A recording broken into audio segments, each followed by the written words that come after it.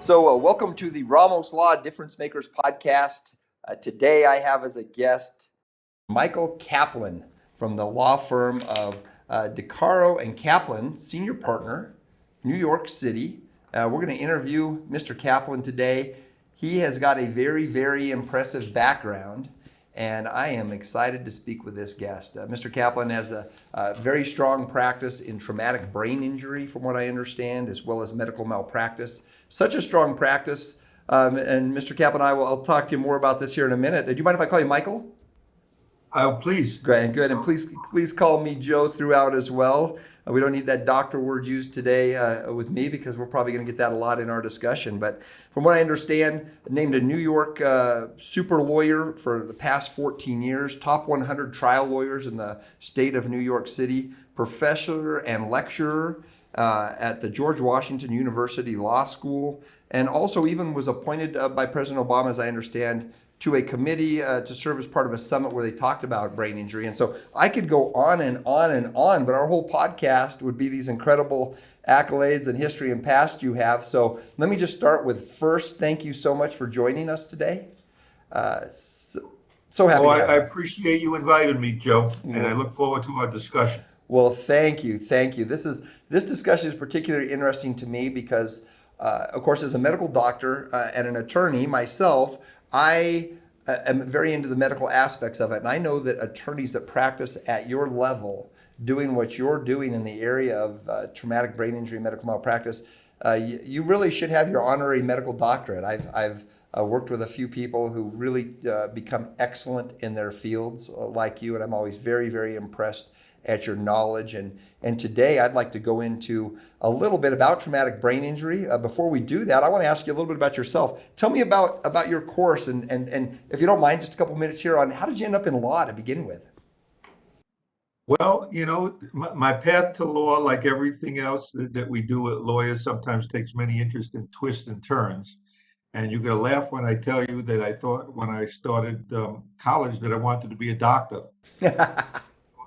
Until I didn't do very well in biology or chemistry. And then I switched gears very shortly thereafter to become pre-law. And it was the best thing that I could ever have done. I will say that. And I've been practicing in the area of personal injury law and medical malpractice law for the past 40 years. Wow. I'm fortunate to be involved with many important cases over that period of time and issues. And as I tell my students at GW Law School, if you could wake up every day and be as happy as I am in what I'm doing, you made the right choice. That is so refreshing to hear. I can't tell you what that does to my spirit. And it's probably why you're so good at what you do. People who have a passion, who have a love, who wake up singing in the shower to get to work, tend to be the very best in their fields. And so I guess it doesn't surprise me to hear you say that. That's wonderful. But what was it as you went along, as you finished law school? Did you know when you went to law school, hey, I want to do personal injury and medical malpractice, or was there some event or thing or mentor? I had no idea until I got a part-time job with a law firm with a very prominent personal injury trial attorney at that point in time. His name was Al Julian. He was really one of the country's finest old school trial lawyers. Before we had all this fancy discovery and fancy class action lawsuits, and we would take on drug companies on a one-on-one basis, and we would try malpractice cases or toxic tort cases on a one-to-one basis. And it was really an incredible experience learning under his wing. And I was fortunate enough to be able to carry his bag into the courtroom and second seat him during trials. And that's how I learned my craft as a trial lawyer. But again, you don't really learn how to be a trial lawyer until you do it yourself. That's right. Because I can't do it the way you do it, Joe, and I can't do it the way he did it. I have to do it my own way. Yes. So I think that any lawyer who's listening or any young lawyer should take away from this whole conversation that you have to be yourself at all times and not try to imitate what somebody else does, because that's just not going to work. You won't have any credibility if you try that with a jury. But I love to teach. I love to teach young lawyers. In fact, I was on telephone today with one of my students who is in Colorado, actually, Oh, really? writing his term paper on looking at the issue of sports concussion management and different legislation in every state, and how to protect students who have a concussion, and so they don't get re-injured when they go back to play. And he's looking at national legislation and different legislation in the various states. And I love it. So I teach the only course for the past 8 years on traumatic brain injury at the George Washington University Law School. Wow. And it's been a wonderful experience mentoring students, teaching them what trial practice is all about in this unique area of brain law. That's my website, www.brainlaw.com. Wow. That is outstanding. And is that some of that teaching? Is that how you ended up getting presidential recognition as being part of appointed through the committees associated with Obama and brain injury and such? Tell me about how did that link come about? Was that through your teaching and your experience? Was it over a big trial that your name got out there? How'd that happen? Well, I've been privileged. Before I started teaching at GW Law School, I was the president of the Brain Injury Association of New York State for 9 years. I was appointed by the New York State Legislature to be on the Traumatic Brain Injury Services Coordinating Council in New York State, and I was elected chair of that council for 7 years. I've chaired the American Association for Justice Traumatic Brain Injury Litigation Group. So I've had my hands in traumatic brain injury for some time. My partner and I wrote the briefs for the Brain Injury Association of America, challenging the NFL concussion settlement as not being in the best interest of the players to both the Third Circuit Court of Appeals and the United States Supreme Court. And we've been, my partner, who now is the chairwoman of the Brain Injury Association of America, we have been strong advocates on behalf of individuals who have sustained a brain injury for many, many years to try to ensure that they get proper care, obviously that their legal rights are protected, that we do it as an attorney, but we believe in brain injury as a civil rights issue. Wow. Wow. Yeah, that's powerful, because I think that in the areas of brain injury, my experience is, as a medical doctor and an attorney, is that it really doesn't get, I don't feel, the full recognition for what it's all about until someone like yourself picks it up and takes it to that level. That's impressive. Well, tell me about so with brain injury, it's a, for our viewers and the listeners, there will be some probably a good share of attorneys that listen into our podcast. We have a tremendous viewership that listens in as well. So I want to cover some professional aspects for one aspect of our listeners. I want to cover some more basic aspects for the other aspect of our listeners who have questions about traumatic brain injury. From your perspective, and you mentioned the NFL concussion stuff you were involved in. We know that these players, they get hit, they get their bell rung. It's not like they're knocked out on the field necessarily, and I'm sure there are episodes of that, but I think the great majority are just where they really, they get up with their bell rung, so to say, in layman's terms. And it's been well shown now, the effects in life for them long term and of multiple concussions, and that's why the protocols have improved at least somewhat due to excellent work like people like yourself. But tell me, for the longest time, it just didn't get any respect. And I think if we relate this to car crashes or we relate this to sports, there's still this effect of, look, you're walking, you're talking, how hurt are you really? What is your feeling on that? Do you feel that do you feel the effects of concussion, of that sort of, and first I'm talking here about the person who's not out flaccid, the person who gets their bell rung. Is there a long-term effect for them? And if so, what's your experience in that area? Well, unfortunately, there can be a long-term effect. I don't want to say to your listeners that everyone who has sustained a concussion has a poor recovery, because there certainly are many people who have a good recovery following a concussion. But unfortunately, there are many people, in a miserable minority of individuals, who have a very poor outcome following that concussion. And there is a term that is used by the medical profession. It's an unfortunate term, and it's it's misused, and that's a term mild brain injury. And that's a term that really comes from what you know is this Glasgow-Coma scale to evaluate someone when they're coming into the emergency room. Do they need to be seen by someone like you, an emergency trained physician? Do you need to bring a neurologist in and a neurosurgeon? Do you need to get a CAT scan or an MRI for that individual?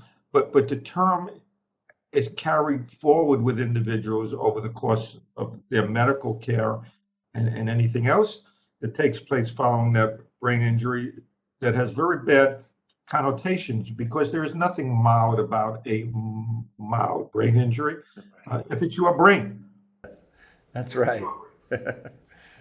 Yeah, and that's an important point that I like to bring home to my students when we discuss brain injury. Um, so, you know, frequently these brain injuries get misdiagnosed in the emergency department of a hospital. Sometimes the statistics from recent studies are way over 50% of individuals aren't properly diagnosed. And then they don't get proper treatment, and they go back to work, and they don't realize that they really have this problem, or what's known as the post-concussive syndrome, until they go back to work and they try to go back to their daily routine and they fail. They have headaches, they have dizziness, they have visual disturbances, they have sleep disturbances, they have memory problems, other cognitive issues. Frequently, they might have behavioral issues as well, or suffer from depression. Everybody is so different as to what happens to them, but it can affect all aspects of their life. That's what your brain is. It's who you are. Uh, It's not only your thinking, but it's your feeling, it's your activities. Um, and right now, you are listening to me very politely.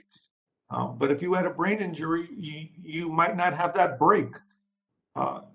And you might be cutting me off every minute, or you might be saying things to me that might be inappropriate if it was your frontal lobe or temporal lobe that was injured in Yes. this event. So brain injuries always have to be taken seriously because there are serious long-term consequences. So getting your bell rung can be a significant event, and for sure, it has to be treated that way by any medical provider.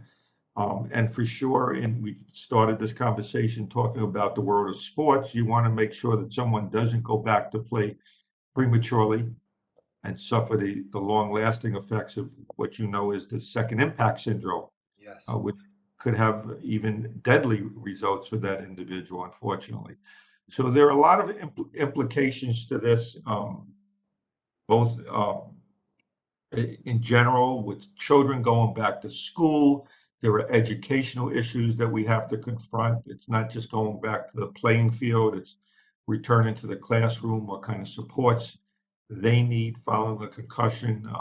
We can't forget our brave service members and the concussions that they suffer in various different type of events, to make sure that they get proper care.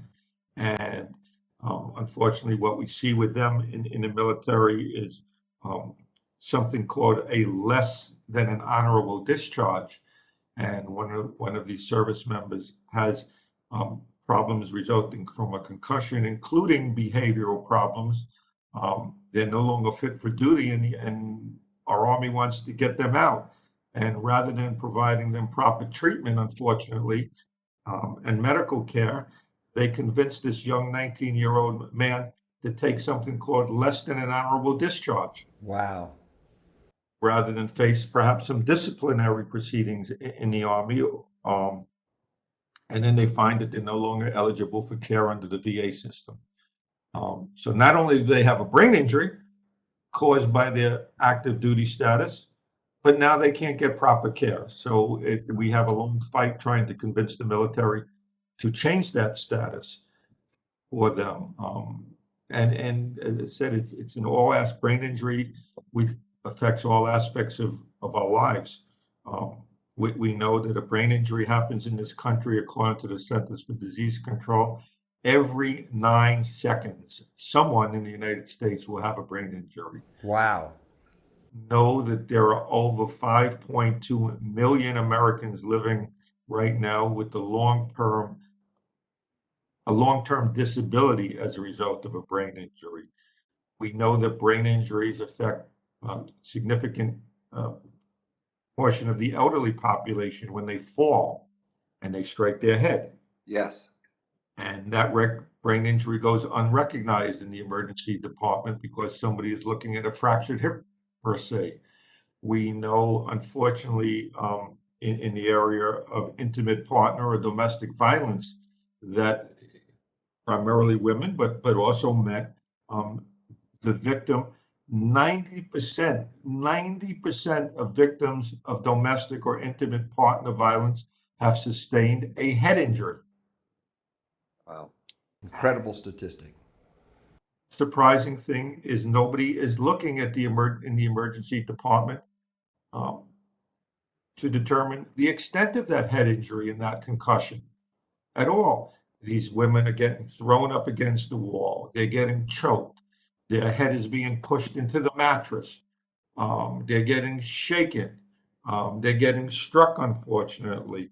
Yes. They have a brain injury, and then they can't get through life as a result. And nobody is doing any type of screening for this injury. So, we start on one spectrum and we go through everything else, and it's an incredible problem that we have. You just, as you were going through that, was outstanding overview of the global nature of this problem. It reminds me of a statistic that I recently read, with the number of brain injuries happening every year in the United States.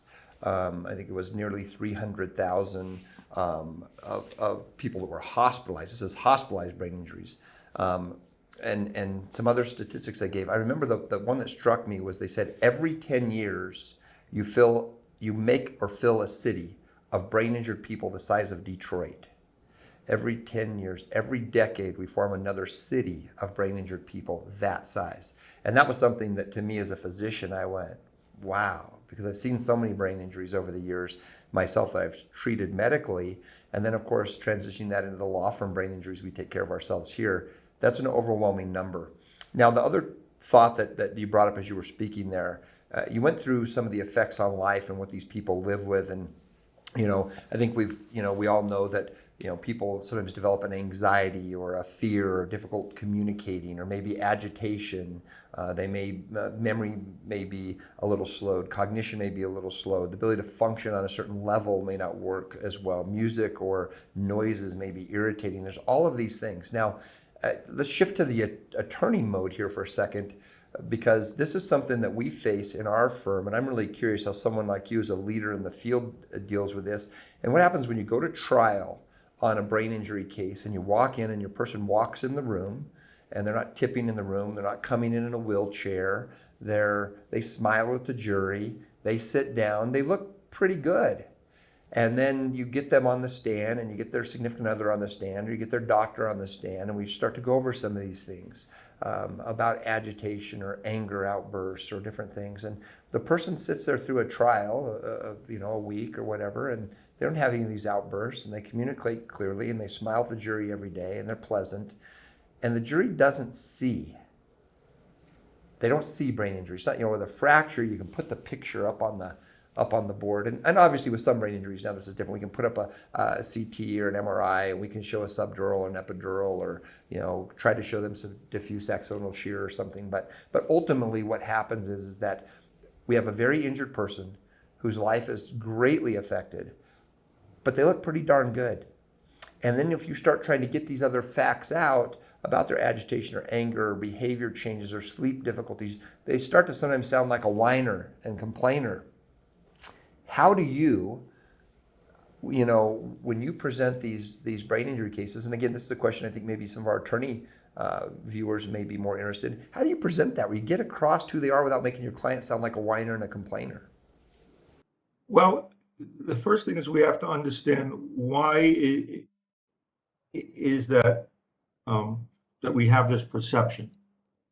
And it's because we are looking for some physical manifestation of a brain injury. We're looking for someone walking with a cane. We're looking for somebody in a wheelchair. we're looking for somebody that might have some kind of scarring on their face. They might be drooling, Right. they might be having some type of aphasia, speech difficulties.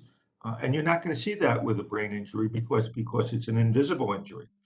But we are trained to look at disability to determine that based upon the physical characteristics.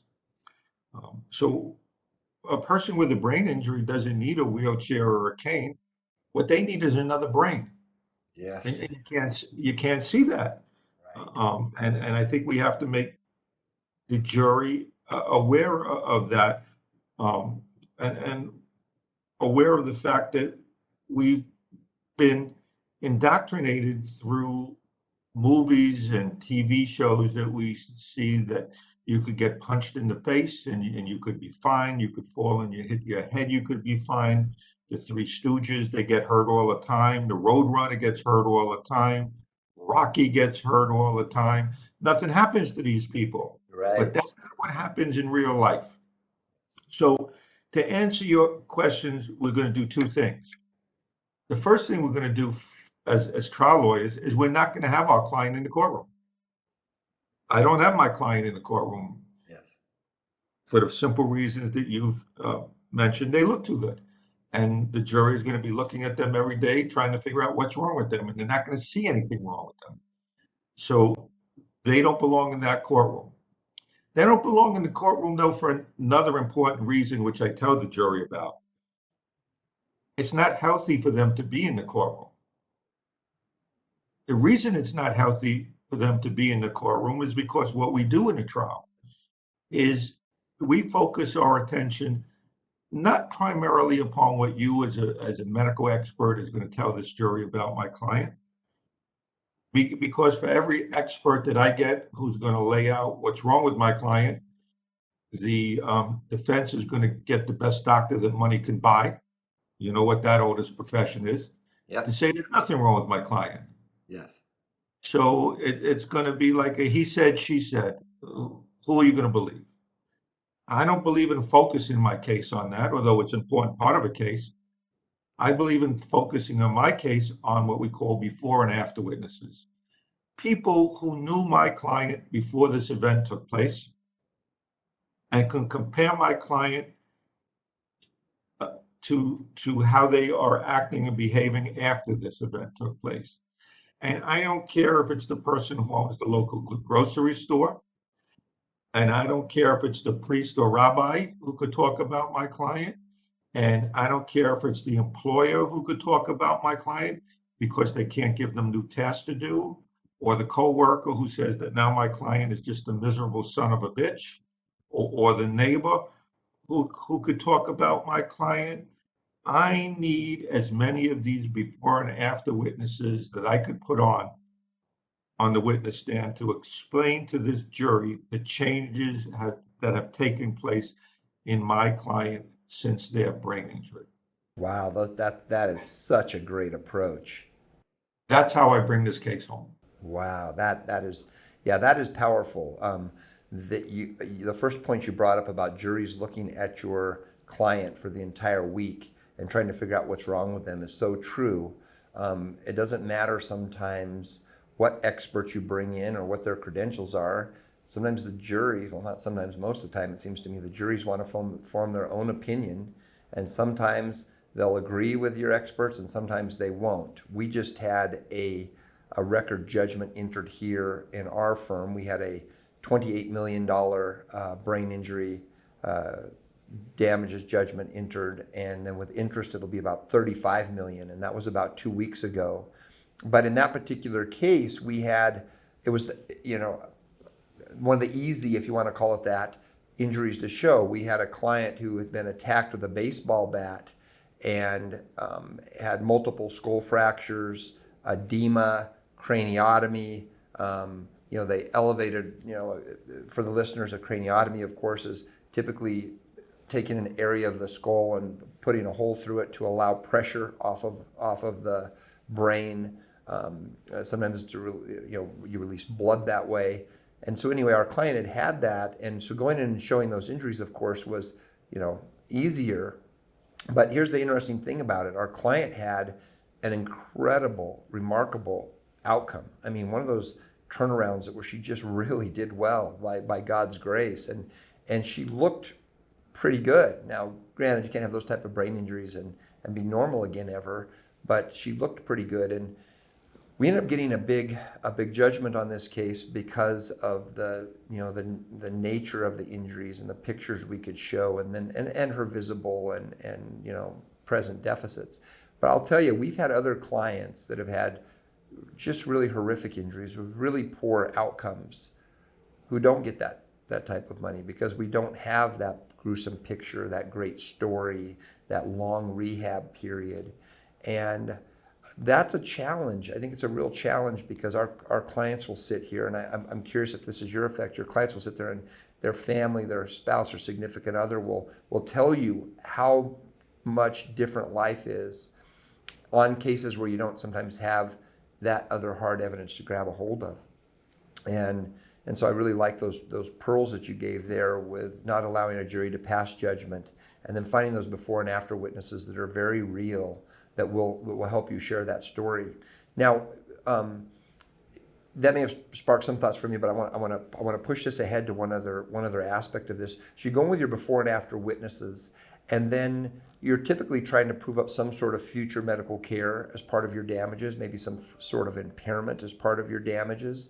Would you educate me and educate our audience on what you do then? You go in, you take your brain injured client in, you believe them, you know they've suffered these losses, you know what they're going through because you understand this. We're trying to get a jury to understand this, or a mediator to understand this, or maybe an adjuster to understand this. What do you do to show them, I guess, effect and value, so to say? Well, I retain the services of a vocational economist who understands the principles of um, employment for a person with a disability. And it comes down to a couple simple propositions that these economists make. The first principle is a person with a disability will earn less over the course of their lifetime than a person who does not have a disability. That is a government fact from the U.S. Department of Commerce.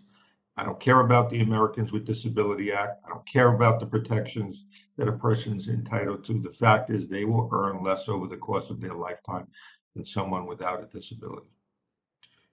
Fact number two is that they will have a shortened a shortened work life expectancy as a result of their disability. And fact three is that they will have difficulty either retaining a position that they have or finding a new position to get into. Now, how does that all relate to what we do in the field of brain injury? Well, first, we have to understand the nature of a brain injury, the cognitive problems that a person will have, and the behavioral problems and emotional problems that a person will have.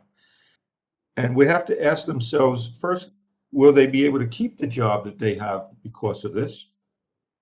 Will they be able to integrate new information into their job and take on new responsibility and new tasks as the job changes over time with technology or for other reasons? Will their employer trust them with certain tasks now because they have that brain injury? And oftentimes the answer to my question is no. So the question is, will they be fired from their job? Maybe not. Maybe not. Well, the more important question is, will they be promoted in their job? So it's not a question of what they're making today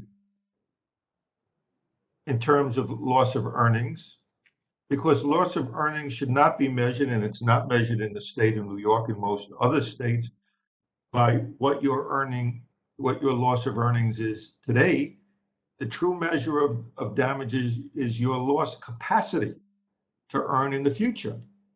And that's in the field of traumatic brain injury, something that's very, very important. Because if you can't be promoted, then you've lost this um, increase over time in terms of your wages. If you were fired or laid off for some reason, or your job just doesn't exist anymore in the economy, because you have a brain injury, it will be difficult for you to be retrained for another job. And it will be difficult for you to be hired in another job because of the cognitive problems that you have. And if you have a brain injury, and I've seen this, unfortunately, in some cases, whereas arguing for Social Security disability benefits for people with a brain injury. This young man, he had a brain injury, significant brain injury. He went back to work. Yes. Was he able to keep that job? No. Why? He was always late. He was fighting with other people. He couldn't be trusted. He got fired.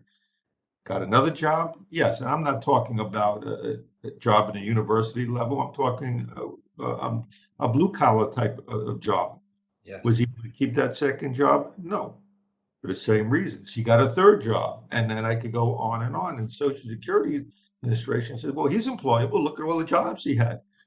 Yeah, but you haven't discussed why he can't keep his job, why he's been fired from all his jobs. So he is disabled and he's unemployable.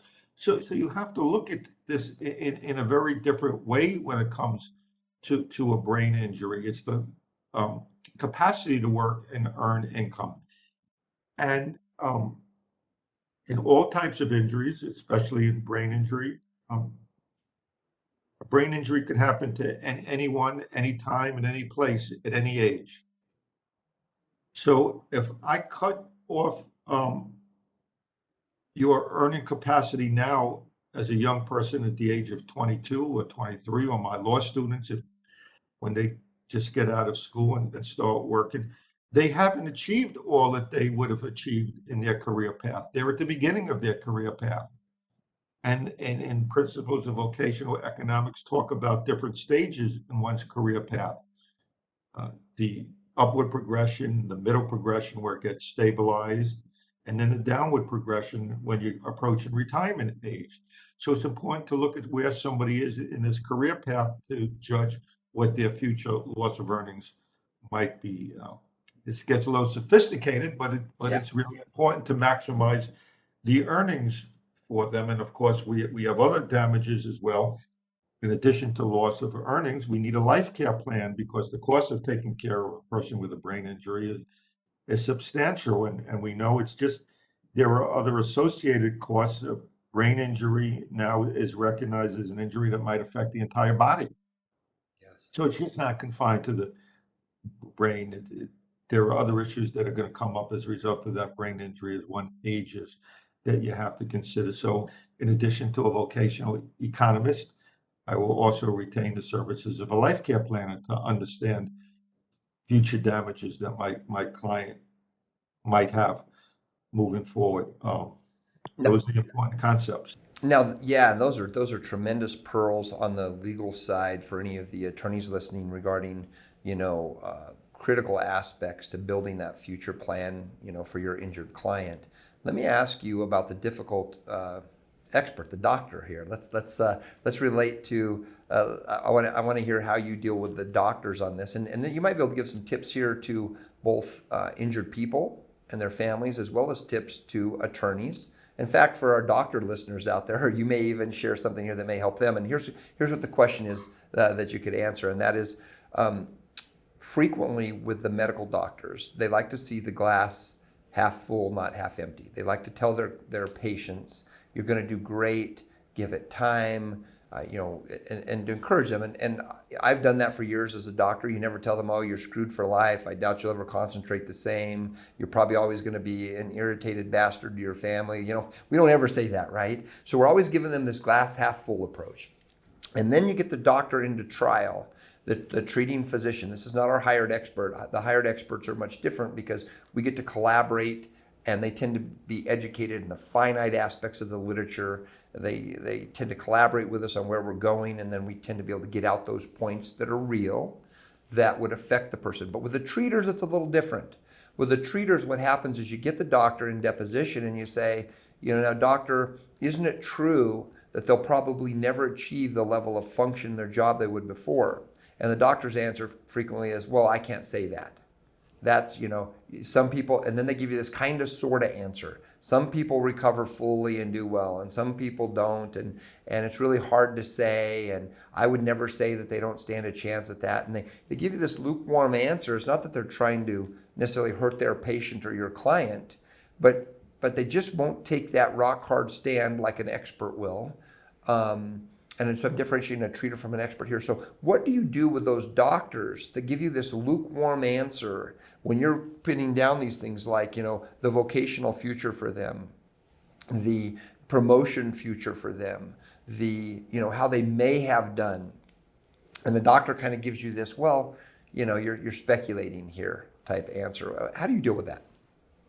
Well, maybe it's time early on in the representation of your client to recommend that they see a physician who understands brain injury in the field of rehabilitation medicine, of physiatry, in the field of physiatry, in the field of neuropsychology, who really understands the nature of your client's individuals.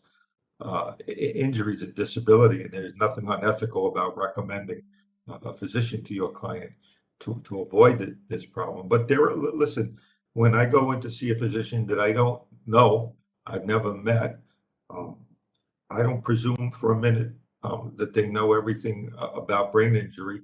And sometimes I obviously, unfortunately, know more about the subject than they do. But it's not because they're stupid.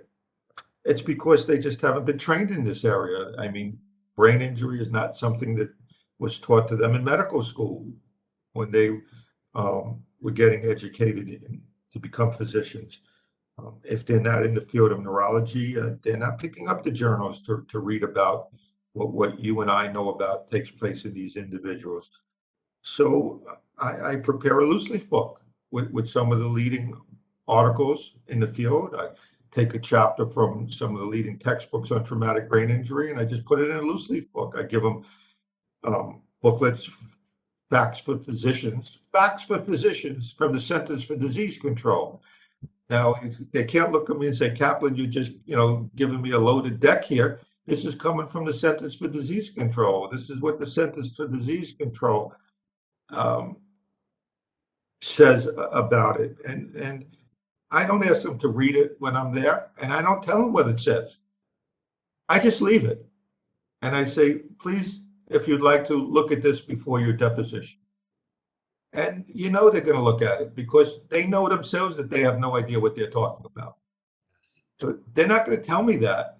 And I wouldn't ask them, embarrass them, but I'll just leave the loose leaf book there with them. And don't you know, when they're asked these questions during the course of their deposition, they've become experts and advocates for your client because now they know the facts about brain injury. I didn't tell them the facts. I didn't tell them to go study the facts or learn the facts, and I didn't tell them what to say. I just left the literature so they could educate themselves. And once they've educated themselves, they understand it and they become believers too. That's such a great principle, I think, for attorneys who are listening, particularly to catch on to.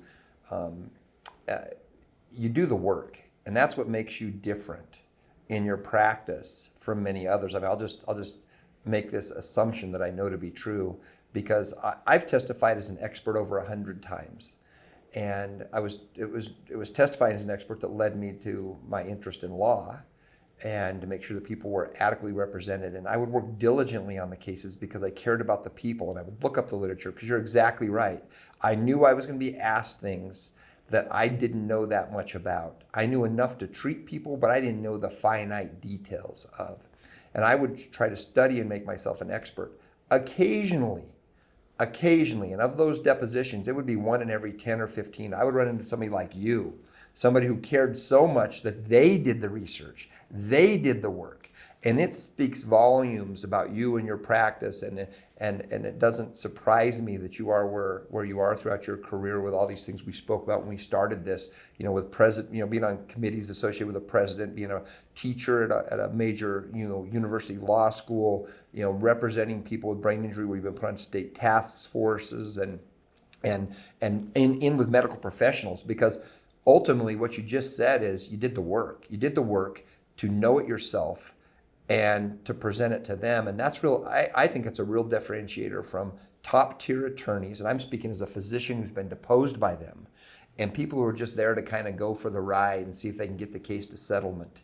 And so that what you just said means more to me than I really wanted to stop and point that out for our listeners. It means a lot to me because that is the passion that got me into law, was working with guys like you and seeing how good the cases come out because you do the work and you do educate yourself. And you were right, you do know more than most of them. And that helps them then to get up to speed, because as a physician, I've always wanted to help my patients. If you ask me, well, what do you enjoy best about medicine? Most doctors say, I love helping people. That is sincere.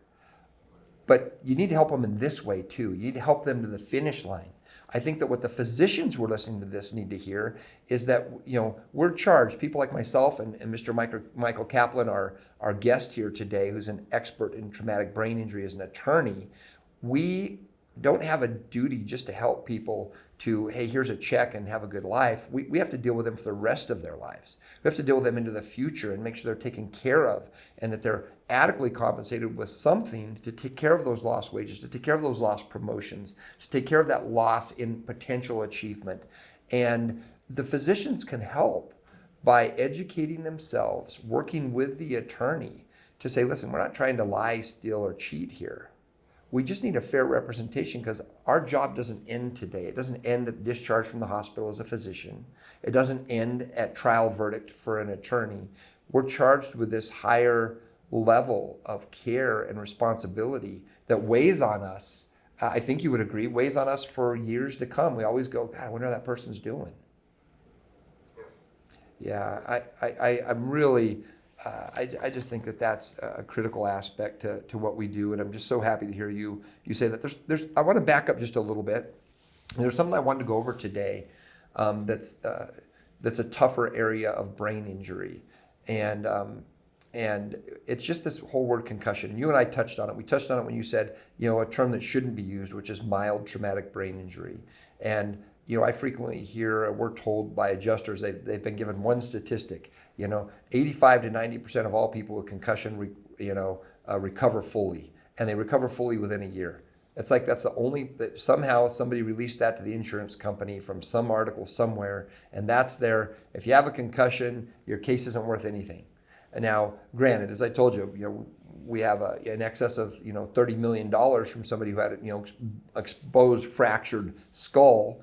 But what do we do as attorneys for people that they have a concussion, they have some lasting effect, but they're not that really severely injured person? How do you best represent them, or what do you teach in your classes to, do you focus heavily then on the before and after witnesses? Is there some sort of new testing that you use? There's a lot of, as we know, a lot of blood flow type testing and things that are used in people now. They've even have some different brain injury type enzymes they've been working on. What do you do to try to make the objective in soft, or I don't want to say soft injury, in concussion? How do you objectify that to represent these people fairly who also have deficits?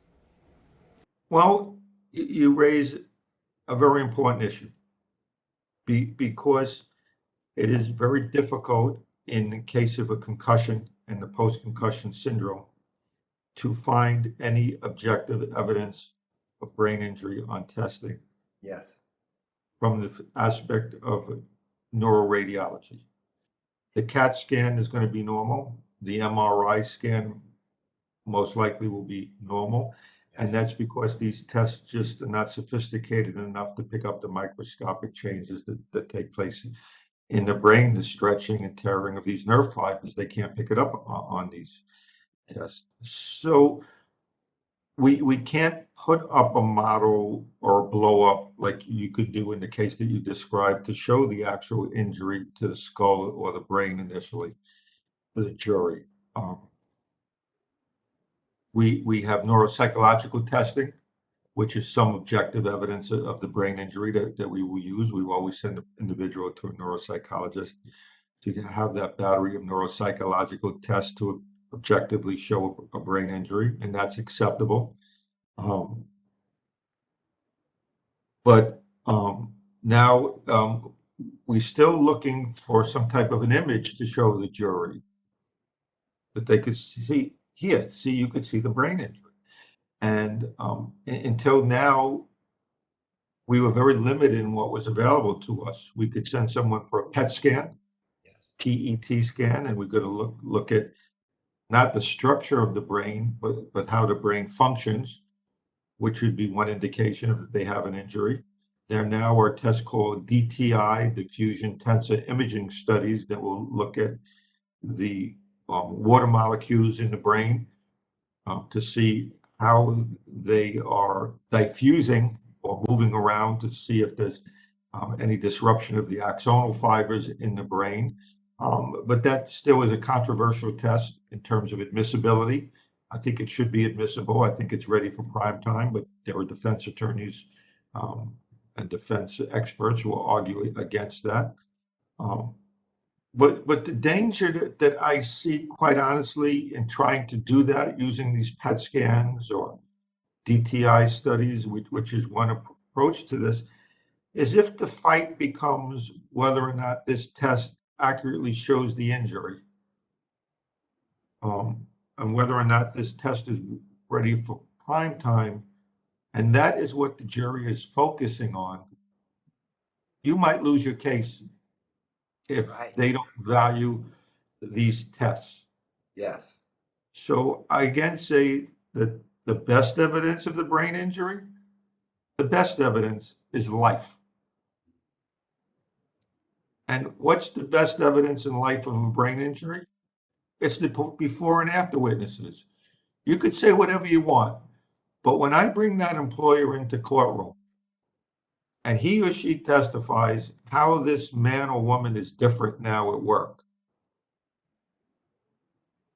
or I bring somebody in from the community as simple as the owner of the local grocery store to testify about their observations about my client when they come in to that store, and how they used to be easy to deal with, and now they're horrendous to deal with.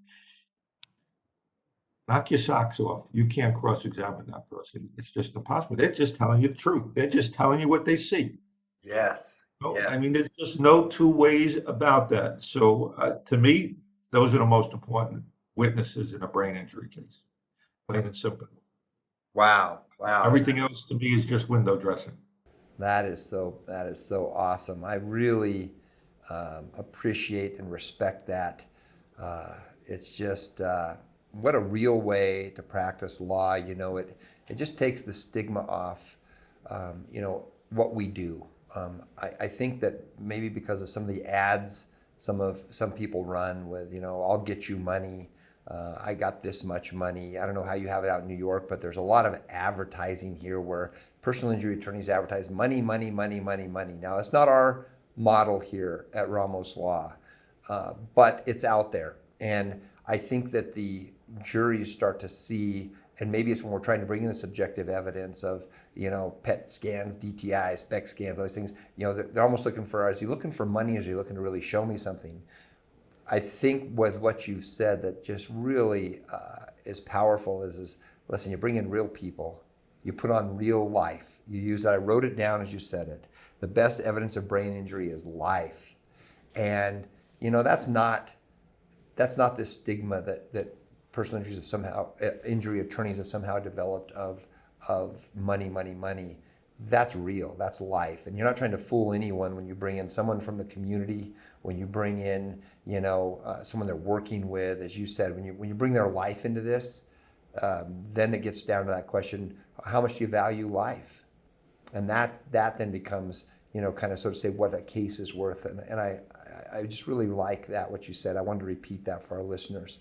I've had you on a long time already. The time has flown by for me because it's just been such a great conversation. Is there anything, as we kind of wind down here a little bit today, is there anything there's so much to cover. We could probably have 3 or 4 or 5 of these sessions, honestly, right? We could get into the diagnostics, we could get into neuropsych evaluations, we could get into witness preparation or even client preparation. We could talk just about the injury all day one day. I mean, I'm sure there's many of these we could do. So I hate to truncate this too much, but in light of that, there's too much to cover in one session. Is there anything that you'd like to kind of wrap us up with today and ending, something that maybe we didn't cover that you feel is just critical? You know, it's an honor for, again, our listeners here to have Mr. Michael Kaplen on, law firm of DeCaro and Kaplen in New York, true leader in the area of brain injury, medical malpractice, these areas that you know so much affect our population. We covered earlier in the podcast when you were just joining, you know, the numbers behind this and the seriousness of brain injury. I mentioned the one statistic I had seen of you know, every 10 years, basically, we create a city the size of Detroit full of brain injured people. Mr. Kaplen mentioned, you know, the millions of brain injuries, 5.3 million people living with brain injury, I believe you said, right now, you know, in the United States. So massive problem here, tons of people affected. Is there any parting thing that we haven't covered on this giant topic that you think is important for the listeners? First, I want to thank you for giving me the opportunity to talk with you about My this area pleasure. of the law and this injury. I enjoyed it, and I hope to come back in the future and we could talk about perhaps medical malpractice and the emergency department and issues of the failure to diagnose people with a stroke, and the proper treatment for that. But your listeners can get more information about brain injury on my website, www.brainlaw.com. We also offer your listeners an identification card. Um, it says, I have a brain injury and with emergency contact information, and it's complimentary. We don't keep records of who they are. They don't have to send us any medical records to get this identification card. But we will prepare that with their name. It's like a little credit card, it looks like, and emergency contact information, so that if they have any confrontation with law enforcement individuals, emergency service individuals who perhaps don't understand why there is some lack of communication going on, to avoid a problem, they could show them this card that gives some of the common signs, symptoms of a brain injury, and identifies them with this injury so they could avoid potential problems. And they could go to our website, and there's a form that they could fill out online, and we'll be happy to mail them that card. Wow, that is just fantastic. That is, again, just going above and beyond to provide a service that impacts lives, and that is wonderful. And you said the website is www.brainlaw.com, is that correct? ERAINLAW.com. Outstanding. Well, thank you for sharing that resource. I'm looking forward to jumping on there myself again. You know, I'm obviously a medical doctor and an attorney myself, and here I am jumping onto your site, and it really just goes to show where you've taken this area of law. And let's do another session for our listeners. In fact, when I start to get feedback here on this, it never fails after one of these. I get all kinds of emails and sometimes calls, and there'll be a question I didn't answer, or we didn't answer, or something that the audience was interested in. Sometimes the questions come from current clients, some are from future clients, some from doctors, some from lawyers. Maybe what I'll do is shoot you out a little list, and we'll develop a couple sessions around this so that we can continue to help people. I like that. Thank you. So again, everyone, Mr. Michael Kaplen, attorney, really leader in our field in this area. Thank you for joining me today and for being a guest on the Ramos Law Difference Makers podcast. I've thoroughly enjoyed every minute, and I appreciate you being so gracious with your time.